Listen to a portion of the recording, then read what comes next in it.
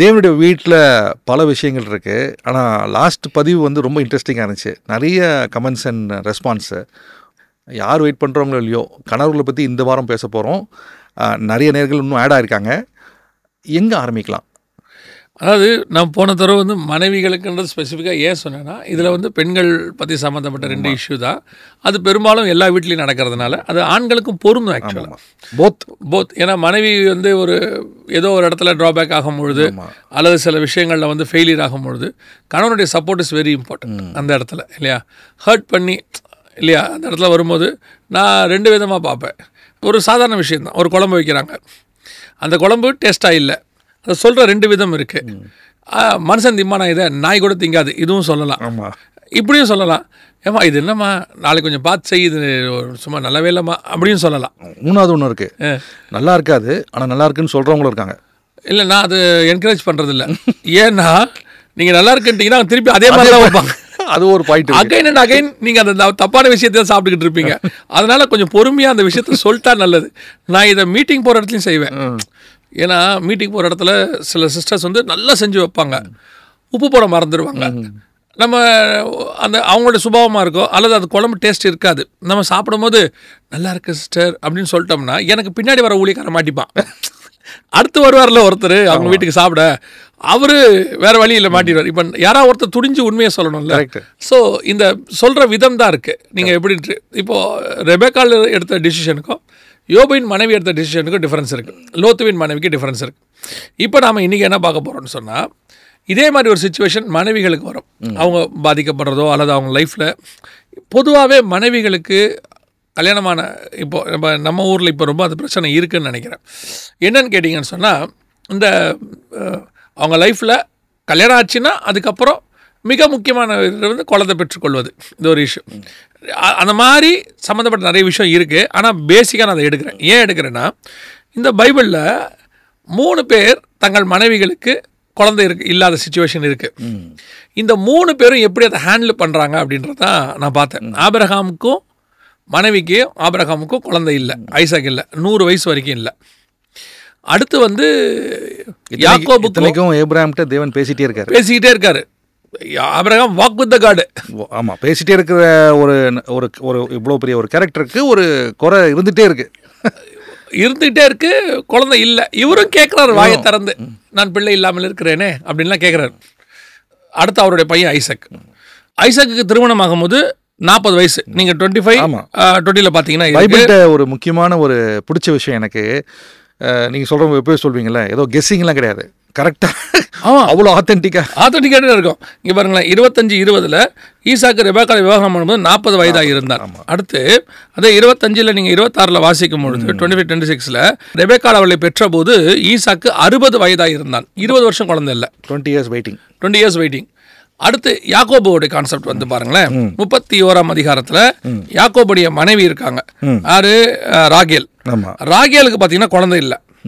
ராகேல் குழந்தை இல்லைன்னு சொன்ன உடனே இப்போ நீங்கள் கவனிச்சு பார்த்தீங்கன்னா ராகேல் வந்து சண்டை போடுறாங்க, கர்த்தர் வந்து எனக்கு குழந்தை கொடுக்கல அப்படின்னு.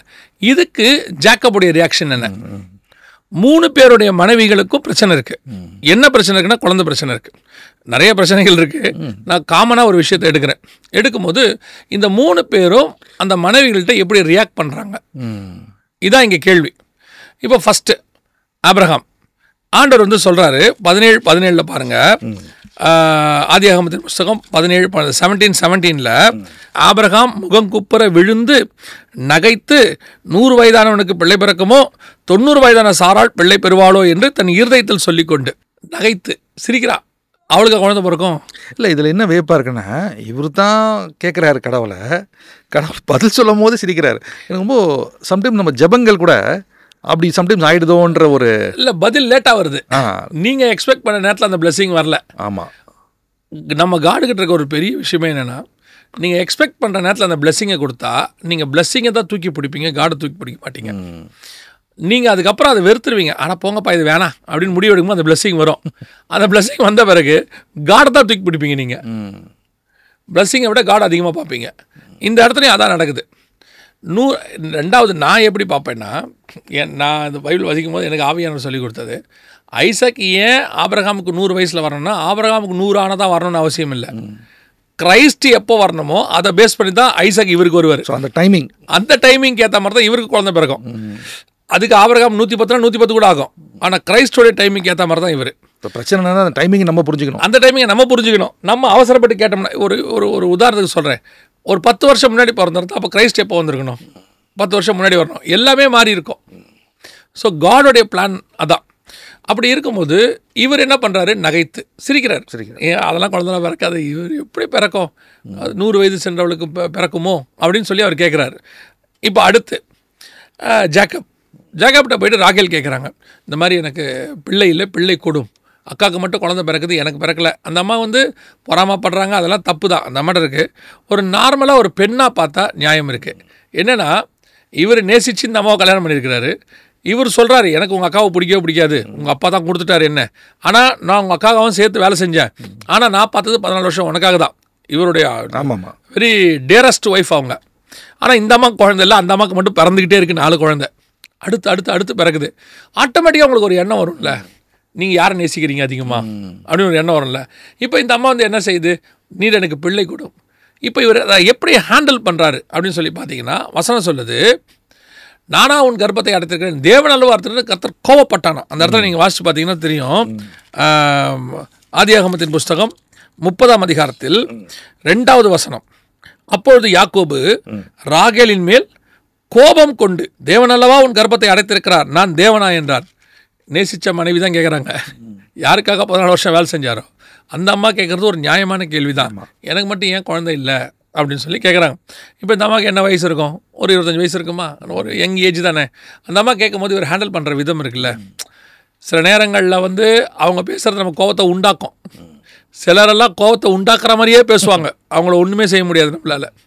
இந்த அம்மா நியாயமான ஒரு கேள்வி கேட்குது, எனக்கு பிள்ளை கொடுங்க, எனக்கு மட்டும் இல்லையே, எங்கள் அக்காவுக்கு 4 குழந்தை பிறக்குதே அப்படின்னு நியாயமான கேள்வி. இப்போ இவர் என்ன பண்ணுறாரு? பயங்கர கோபம் கொண்டு கத்துறாரு. இப்போது 3வது ஐசக் எடுத்துக்கோங்க. 20 வருஷம் பிள்ளை இல்லை, ஆனால் கோவப்படலை. ரெபேக்காலும் கோவப்படலை.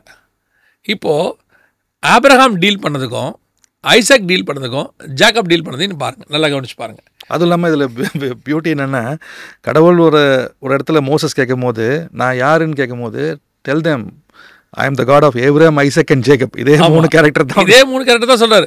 இன்னும் சொல்ல போனால் முற்பிதாக்களின் ஆசீர்வாதம்ன்றது இவங்க 3 பேரை பேஸ் பண்ணி தான் இருக்கும். 3 பேருமே சாதாரண கேரக்டர்ஸ் இல்லை. ஆமாம், மிகப்பெரிய கேரக்டர்ஸ். இன்னிவரிலும் நிற்குது. ஆமாம், காடோடையதான மாஸ்டர் பிளானை இவங்க 3 பேர்ட்டு பிரித்து கொடுத்துருப்பாரு. இவர் இஸ்ரேல் ஜேக்கப், இவர் ஜென்டைல் யாரு? ஆபிரகாம், சினையார் தேசம் பாபிலோன், நடுவில் ஐசக் யாரு? கிரைஸ்டுக்கு அடையாளம். ஒரு பக்கம் புறஜாதியார், ஒரு பக்கம் இஸ்ரவேலர்கள். இது 2த்துக்கு நடுவில் இயேசு கிறிஸ்து மத்தியஸ்தர். இந்த கேரக்டர்ஸ் தான் இந்த 3 தான் பேஸ் ஆஃப் பைபிள்னே சொல்லலாம். ஆமா, கடைசி நியாயப்பிரமாணம் சுயாதீன பிரமாணத்துக்கு 2த்துக்கும் மத்தியில் இயேசு. இந்த 2 இருக்கும். இவங்க தான் அந்த 3 பேர்.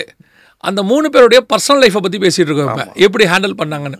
நான் ரொம்ப நேரத்தில் யோசிப்பேன். அதாவது நாங்கள் மீட்டிங்லாம் போகும்போது இந்த மாதிரி கவுன்சிலிங்லாம் கொடுக்குறோமா, அப்போது நிறைய பேர் என்ன நினைப்பாங்க, பொதுவாக இப்போ நம்ம 2 பேரே பேசுகிறோம், என்ன நினைப்பாங்கன்னா, அவங்க ஃபேமிலி எப்படி இருக்கும், பயங்கர பீஸ்ஃபுல்லாக இருக்கும்ல, இவ்வளோ பேசுகிறாங்கண்ணா, இல்லை இவ்வளோ விஷயமா நான் என் ஃபேமிலிலேருந்து கற்றுக்கிறது தான்.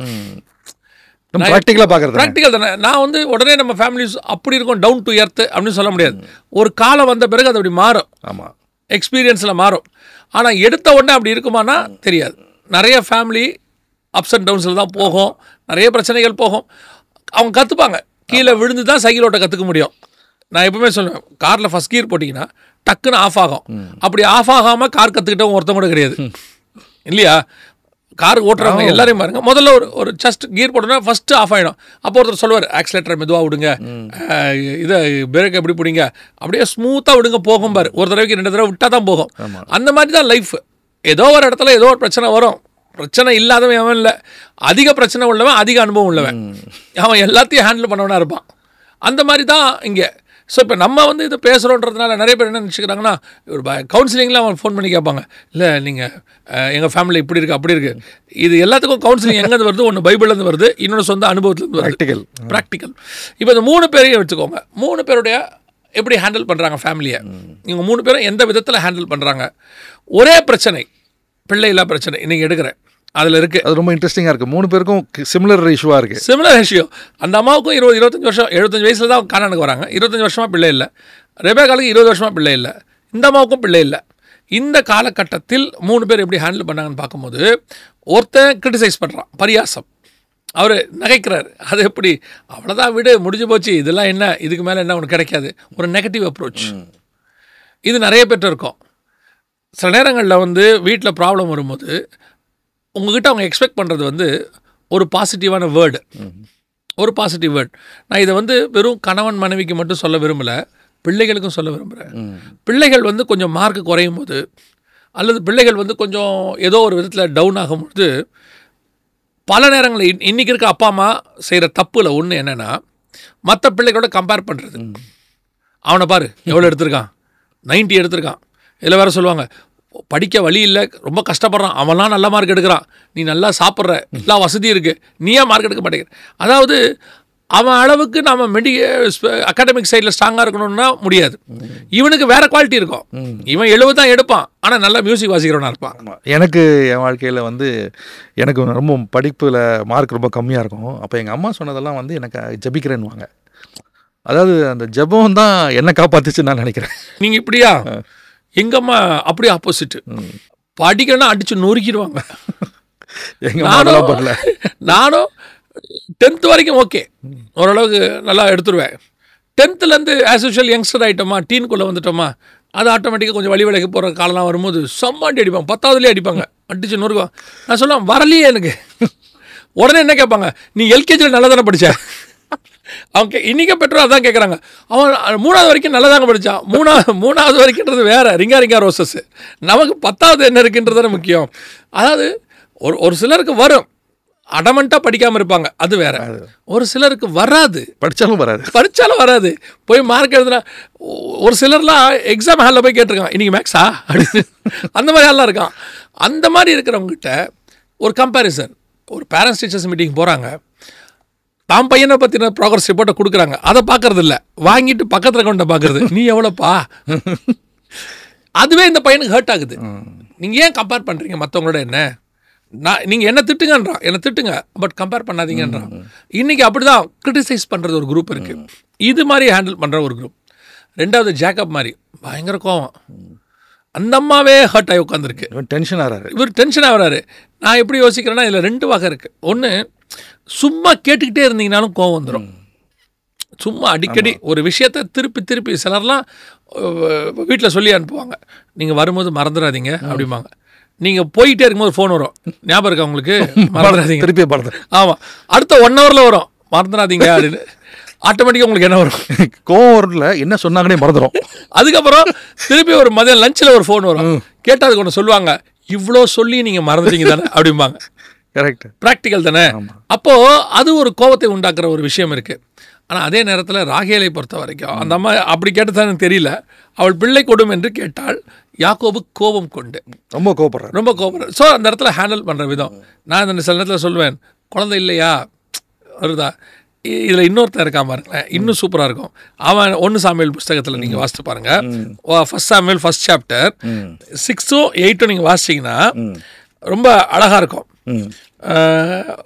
அண்ணாளுக்கு குழந்தை இருக்காது, சாமுவேல் குழந்தை இல்லை, சாமுவேல் பிறக்கல, ரொம்ப வருஷமா குழந்தை இல்லை. இவருக்கும் 2 மனைவி, எல்கானாக்கும். அந்த இன்னொரு அம்மாவுக்கு நல்லா குழந்தை பிறகுது, நிறைய குழந்தை பிறகுது அந்த அம்மாவுக்கு. இப்போ அவள் புருஷன் சொல்ற வேர்டு பாருங்க, 8வது வசனம் 8th verseல, அவள் புருஷனாக எல்கானா அவளை பார்த்து, அண்ணாளே ஏன் அழுகிறாய், ஏன் சாப்பிடாதிருக்கிறாய், ஏன் சஞ்சலப்படுகிறாய், 10 குமாரரை பார்க்கல நான் உனக்கு அதிகம் அல்லவா. எவ்வளோ கம்ஃபர்டிங் வேர்ட் பாருங்களேன். அவள் அழும்போது, அவள் சாப்பிடாமல் உட்காந்துருக்காளாம், அழாமல் அழுதுகிட்டு இருக்கிறாளாம், ரொம்ப சஞ்சலப்பட்டுக்கிட்டு இருக்கிறாளாம். அப்போ அந்த இடத்துல அவன் சொல்கிறானா, 10 உனக்கு குழந்தை இல்லை அவ்வளோதானே, 10 குழந்தை இருந்தாலும் என்ன மாதிரி வருமா உனக்கு அப்படின்னு கேட்குறானாம். இந்த 4 கணவர்களையும் பாருங்களேன், இல்லை என்ன, நான் இதை யோசித்து பார்ப்பேன். இந்த 4 பேரும் எப்படி ஒரே இஷ்யூ ஒன்று தான் ஹேண்டில் பண்ணுற விதம். ஒருத்தன் கம்ஃபர்ட்டாக இருக்கான், ஒருத்தன் கிரிட்டிசைஸ் பண்ணுறான், ஒருத்தன் கோவப்படுறான். ஆனால் இதில் எல்லாத்த விட டாப் யாருன்னு கேட்டிங்கன்னா ஐசக் தான். அவன் ப்ரே பண்ணான். நீங்கள் சொன்னீங்களே எங்கள் அம்மா ப்ரேயர் பண்ண சொல்லுவாங்கன்னு, அவன் சொல்லுவான், அவன் ப்ரேயர் பண்ணுவான். நீங்கள் அதை வாசித்து பார்த்தீங்கன்னா 25:21 மலடியாயிருந்த தன் மனைவிக்காக ஈசாக்கு கர்த்தரை நோக்கி வேண்டுதல் செய்தான். கர்த்தர் அவன் வேண்டுதலை கேட்டறினால் அவன் மனைவி ரெபேக்காள் கற்பம் தரித்தாள். இங்கே இங்கிலீஷில் வந்து now Isaac pleaded with the Lord for his wife. Pleaded. Because she was barren and the Lord granted his plea. And Rebecca, his wife, conceived.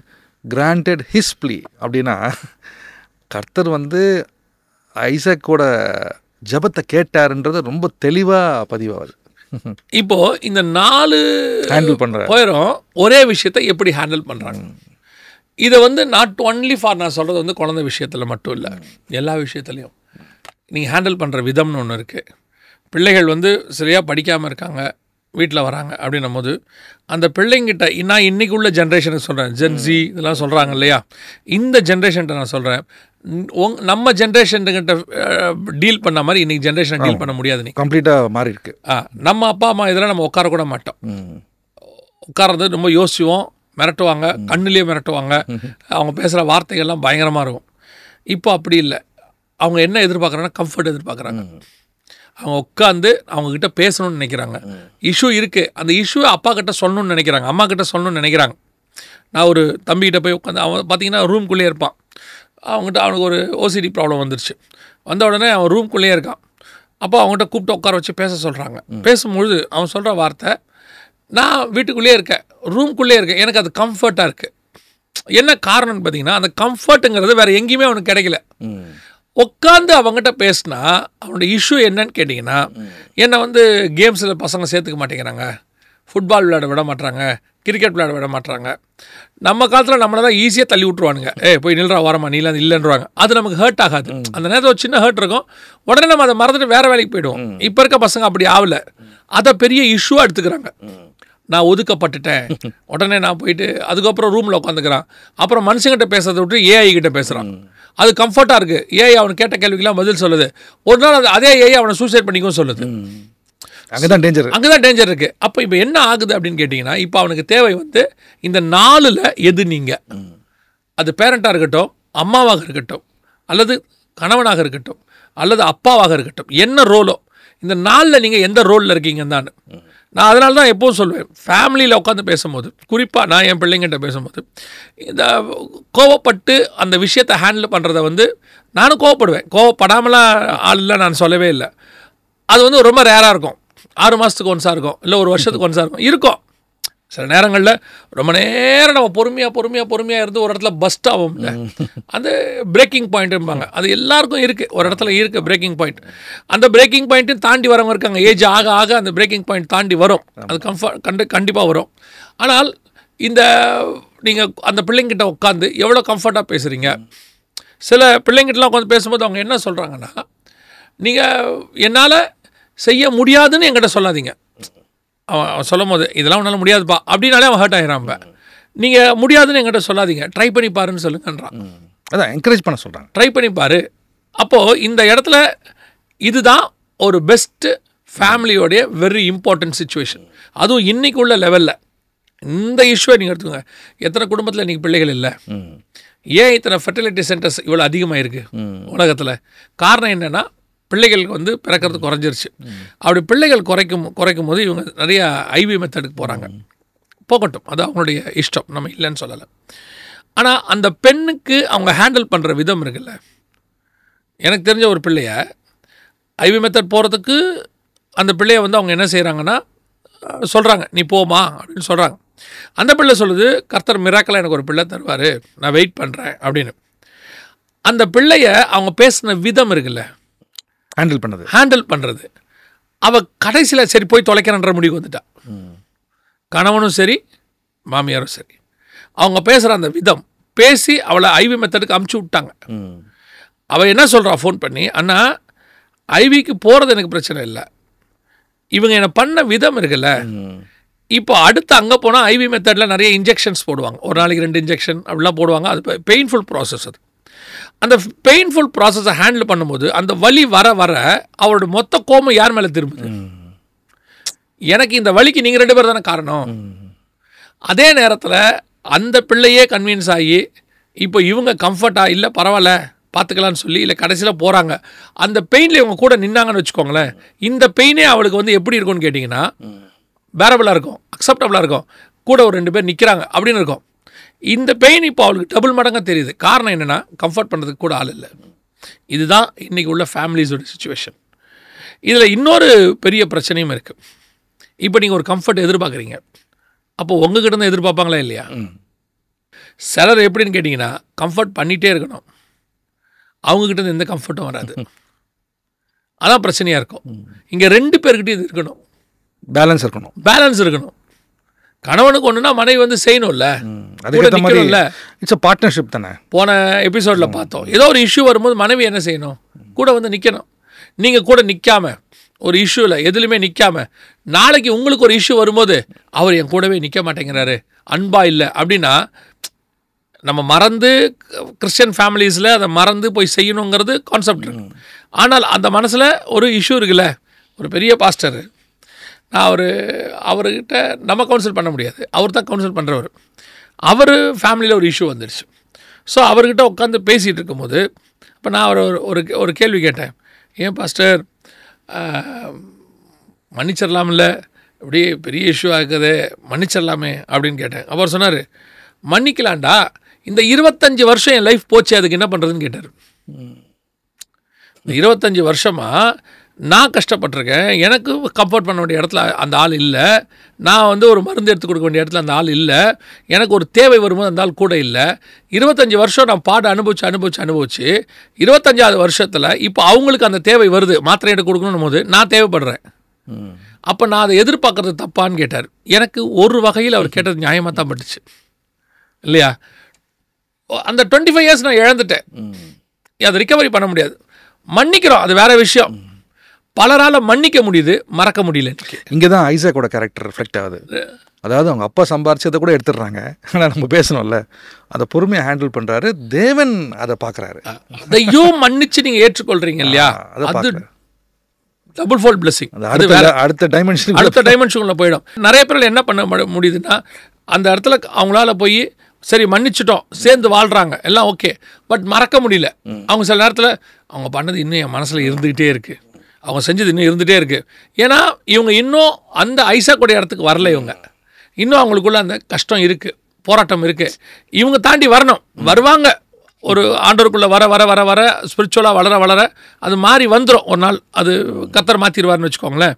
But இந்த கம்ஃபர்ட் அந்தந்த ஏஜில் நம்ம எதிர்பார்க்குற ஒரு கம்ஃபர்ட் இருக்குது, அதை நம்ம எக்ஸ்பெக்ட் பண்ணுறாங்க, அது கிடைக்கணும். அதுக்கு தானே ஃபேமிலி. அதாவது பிள்ளைகள் கையை பிடிச்சி நடக்க வேண்டிய வயசில் நீங்கள் இருக்கணும். ஆமாம், கையை பிடிச்சி நடக்கிறீங்க. ஒரு நாள் நீங்கள் பிள்ளைகள் கையை பிடிச்சி நடக்க வேண்டிய காலம் ஒன்று வரும். அப்படி நடத்தின தகப்பனுக்கு நடத்துக்கிறதுக்கு பிள்ளைகள் இருப்பார்கள், கன்ஃபார்மாக இருப்பாங்க. எக்ஸம்ஷன் இருக்குது, 1-2 நடக்காமல் போகும், அது அவங்களுக்கும் தேவனுக்கும் உள்ளதுன்னு வச்சுருங்களேன்.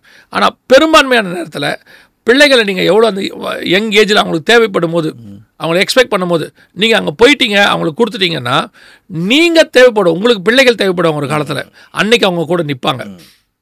100% நான் சொல்லுவேன். சொன்ன மாதிரி 12ல் 1 யூதாஸாக இருக்கும், அதை விட்டுருங்க. மிச்சம் 11 இருந்த மாதிரி 99% பிள்ளைகள் நிற்பாங்க. அவங்க அந்த தகப்பனுடைய அன்பு, அதுவும் கிறிஸ்துவுக்குள்ளே நீங்கள் இருந்தீங்கன்னு வச்சுக்கோங்களேன், கண்டிப்பாக உங்கள் பிள்ளைகள் இருப்பாங்க. இன்றைக்கி இதுதான் அந்த அந்த அந்த 4 கேட்டகரியில் நீங்கள் எந்த கேட்டகரியில் ஃபேமிலியில் இருக்கீங்கன்றது ரொம்ப இம்பார்ட்டன்ட். அதை நீங்கள் கரெக்டாக ஹேண்டில் பண்ணிட்டீங்கனாலே பிற்காலம் நல்லாயிருக்கும். இப்போ நம்ம இந்த டோட்டல் இந்த தலைப்பில், தேவனுடைய வீடு தலைப்பில் பல எபிசோட்ஸ் பேசியிருக்கோம். நம்ம நிறைய நேரங்கள் தொடர்ந்து ப்ராக்டிக்கலாக இருக்குது, வாழ்க்கைக்கு பிரயோஜனமாக இருக்குன்றாங்க. அதுவும் இல்லாமல் போன பதிவில் மனைவிகளோட பாயிண்ட் பார்த்தோம், கணவர்களோட பாயிண்ட்டும் பார்க்குறோம். ஆனால் டோட்டலாக பார்க்கும்போது தேவன் எவ்வளோ அன்பானவர், அதுவும் இல்லாமல் எவ்வளோ நியாயமாக டீல் பண்ணுறாரு, ஒரு இஷ்யூயும் எப்படி டீல் பண்ணுறாருன்னு பார்த்து நம்ம வெளியேந்து கற்றுக்கிறதோட பைபிள்லேயே இவ்வளோ விஷயங்கள் நம்ம தோண்டி எடுக்கும் போது அவ்வளோ புது விஷயங்கள் வருது. நமக்கு தெரிஞ்ச விஷயம், இப்போ தெரியாத கோணங்கள் பலது இருக்குது. இப்போ கடைசியாக இந்த டோட்டல் சீரீஸை பார்க்கும்போது இதை எப்படி நம்ம தொடர்ந்து இன்னும் நிறைய பேசிகிட்டே போகலாம். பட் நம்ம 2 பேரும் பேசும்போது ஒவ்வொரு சீசனில் நம்மளை வழி நடத்துகிறார் கடவுள். ஸோ எப்படி இதை கன்க்ளூட் பண்ணலாம், இந்த சீசனை புதுசாக நம்ம வேறு என்ன திங்க் பண்ணலான்ற ஒரு கேள்வி வைக்கிறேன். ஏன்னா இன்னும் கொஞ்சம் லாஸ்ட் ஒரு ஃபியூ மினிட்ஸ் இருக்கிறதுனால இந்த கேள்வியை நான் இப்படி வைக்கிறேன். இல்லை, இப்போ நமக்கு இது திடீர்னு ஆண்டவர் வந்து தேவனுடைய வீடை பற்றி பேச ஆரம்பிச்சு, நம்மளும் ஏறக்கூடிய 30-31 எபிசோட் பேசிட்டோம் நிறையா. ஆமாம், ஸோ கொஞ்சம் இதில் ஒரு பிரேக் கொடுத்துட்டு, எனக்கு என்னென்னா இப்போது வேர்ல்டு வைட் பார்த்தீங்கன்னு சொன்னால் என் டைம் அடையாளங்கள் நிறைய போயிட்டே இருக்குது. வார்ஸ் வர ஆரம்பிச்சிருச்சு, ஒரு பக்கம் ஃபெமைன்ஸு, ஒரு பக்கம் வந்துட்டு டிசீஸு, எல்லாமே பெஸ்டிலன்சஸ் எல்லாம் வருது. ஸோ இந்த எண்ட் டைம் ஈவெண்ட்ஸ் பற்றி, இந்த சயின்ஸ் அடையாளங்களை பற்றி பைபிளில் உள்ளதுக்கும் ப்ராஃபசிஸ், ஓவரால் பைபிளில் கடைசி காலத்தில் நிறைவேற வேண்டிய தீர்க்க தரிசனங்கள் என்னென்னலாம் சொல்லப்பட்டிருக்கிறது, அது எப்படி இப்போ நம்ம காலத்தில் நிறைவேறுது, நிறைய விஷயங்கள் நடந்துக்கிட்டே இருக்குது. எப்படி நடக்குது அப்படிங்கிறத கர்த்தருக்கு சித்தமானால் வருகை தாமதிக்குமானால் நம்ம அதை பற்றி அதை பற்றி பேசலாம். இப்போது தேவனுடைய வீடு நம்ம எபிசோட்ஸ் அப்போ முடிக்கிறோம். அப்போது இல்லை, அப்போது கடைசியாக ஒரு விஷயத்தில் சொல்லி முடிக்கணும் அப்படின்னு சொன்னால், இவ்வளோ எபிசோட்ஸ் பார்த்த நேயர்கள் ஒரு புது சீரீஸ்குள்ளே நம்ம போகிறோம். ஒரு ஃபவுண்டேஷனாக, ஒரு டேக்அவேயாக, மேஜராக நம்ம இதை ஆரம்பித்த நோக்கம் அப்படின்னு பார்த்தீங்கன்னா பலது இருக்குது. பட் டோட்டலாக சம்மரைஸ் பண்ணணுன்னு சொன்னால் எப்படி நீங்கள் பார்க்கலாம்? இந்த தேவனுடைய வீடு இது ஸ்ட்ராங்காக இருக்கணும் அப்படின்னு சொன்னால் என்ன கடைசியாக சொல்லி முடிக்கலாம்? நம்ம ஸ்ட்ராங்காக இருக்கணும் எல்லாம் சொல்ல போனால் கிரைஸ்ட் தான் அதுக்கு பேஸ், ஃபவுண்டேஷன் அவர் தான். மேலே நிறைய ப்ராப்ளம்ஸ் இருக்கும். கொஞ்சம் கிச்சன் கோணலாக இருக்கும், சில நேரத்தில் தண்ணி வராது, சில நேரத்தில் பார்த்திங்கன்னா படிக்கட்டு பெருசாக இருக்கும், சில நேரத்தில் பெயிண்டிங் சரியாக இருக்காது, இதெல்லாம் இருக்கும். பட் பேஸ் கரெக்டாக இருக்குது. பேஸ் கரெக்டாக இல்லாதான் பிரச்சனை. பேஸ் கரெக்டாக இருக்குது. மேலே பார்த்து பார்த்து பொறுமையாக கட்டினா நல்லா கட்டலாம். பிரச்சனைகள் வரும். நீங்கள் சில நேரத்தில் போய் பாருங்கள், கட்டுறவங்கள கூட போய் பாருங்கள், சிமெண்ட் கலவை கொஞ்சம் பிரச்சனையாயிரும், செங்கல் கொஞ்சம் ப்ராப்ளம் ஆகும், பாதியாக உடைப்பாங்க, எல்லோரும் பிரச்சனைகள் வரும். இங்கே பிரச்சனை இல்லாத குடும்பமே கிடையாது. இல்லைன்னு சொன்னாங்கன்னா கர்த்தருக்கு ஸ்தோத்திரம், அவ்வளோதான் நம்ம சொல்ல முடியும். நம்ம கூட அவங்களை மீட் பண்ணலாம், அவங்கள வச்சு ஒரு இன்டர்வியூ எடுக்கலாம். நம்ம 99% இப்படி தான் இருக்குது. ஒரு 1% இல்லாமல் இருக்கலாம். அது கூட அவங்களுடைய பயங்கர எக்ஸ்பீரியன்ஸாக இருக்கும். கல்யாணம் ஒரு 5-20 வருஷம் ஆயிருக்கும், அதுக்கப்புறம் அப்படி இருந்திருப்பாங்க. இல்லை நாங்கள் டே ஒன்லேயே டவுன் டு எர்த்து தான், நான் ஏஞ்சலை பார்த்தேன் அப்படின்னு 2 பேரும் சொல்லிட்டாங்கன்னா சோத்திரம், பிரைஸ் தரேன், அல்லேலூயா. ஸோ அந்த ப்ராப்ளங்களுக்கு நடுவில் அதை எப்படி கட்டி எழுப்பி சக்ஸஸ்ஃபுல்லாக முடிக்கணும். ப்ராப்ளமுக்கு நடுவில் சக்ஸஸ்ஃபுல்லாக முடிக்கிறாள் தான் பெரிய ஆள். எந்த பிரச்சனையுமே இல்லை, எல்லாம் சுமூகமாக போயிட்டுருக்கு அப்படின்னா அதை ஹேண்டில் பண்ணுறது கஷ்டம். ஸோ நாம் சொல்கிறது அதான், பேஸ்மெண்ட் பக்காவாக இருக்குது கிரைஸ்ட். அதுக்கு மேலே நம்மக்கிட்ட இருக்க ப்ராப்ளங்களை கொஞ்சம் கொஞ்சமாக சரி பண்ணி ஒரு அழகான தேவனுடைய வீடை உருவாக்க முடியும். மிக்க நன்றி பிரதர் ஜெகன். பல விஷயங்கள் கற்றுக்கிட்டோம். ஒரு பேஸ் ஃபவுண்டேஷன் அது கரெக்டாக இருந்துச்சுன்னா மற்றது என்ன எவ்வளோ மாடி கட்டினாலும் ஸ்ட்ராங்காக இருக்கும்ன்றது சொன்னோம். நான் கற்றுக்கின ஒரு டேக்அவே என்னென்னா, ஒரு கவனன்ட், அதாவது கான்ட்ராக்ட் இல்லை, அந்த குடும்பம் ஒரு கவனன்ட்டுக்குள்ளே போகணும். அந்த கவனன்ட்டுன்னு சொல்லும் போது உடன்படிக்கை. அப்போ அந்த கவனன்ட்டில் அவங்க இருந்தாங்கன்னா எவ்வளோ ஹைட்டாக இருந்தாலும் எவ்வளோ வெயிட்டாக இருந்தாலும் அந்த குடும்பம் கண்டிப்பாக தேவனோட பிளானில் இருக்கும்ன்றது நான் கற்றுக்கிட்டேன் இந்த பல எபிசோட்ஸில். மிக்க நன்றி. அடுத்த சீரீஸில் ஒரு புது டர்னிங் பாயிண்ட். இன்ஃபேக்ட் எனக்கு ரொம்ப இன்ட்ரெஸ்டிங்காக இருக்கிற விஷயம், கடைசிகள் அடையாளங்கள் நம்ம நிறைய பேசியிருக்கோம். இது ஒரு வித்தியாசமான ஒரு அப்ரோச்சில் போகிறோம். ஸோ நிறைய ப்ரேயர் அதுக்கு பின்னாடி இருக்குது. அதுவும் இல்லாமல் நேர்களும் வெயிட் பண்ணுறாங்க. புது புது இடத்துல நிறைய ரெஸ்பான்ஸ் வந்துகிட்டே இருக்குது. பல லாங்குவேஜஸில் வருது, இன்னும் பல தேசங்கள்லேருந்து வருது. ஸோ இதுவும் இந்த நியூ டைமென்ஷனுக்குள்ளே நம்ம போகும்போது, இப்போ இருக்கிற சுச்சுவேஷனை பார்க்கும்போது ஐம் ஷுர் ஸ்பிரிச்சுவலாகவும் க்ரோ பண்ணுவாங்கன்ற ஒரு நம்பிக்கையோட, பல எதிர்பார்ப்போடு அடுத்த சீரீஸில் நம்ம சந்திப்போம். இந்த எபிசோடுக்கு நீங்கள் வந்ததுக்கு மிக்க நன்றி. வணக்கம்.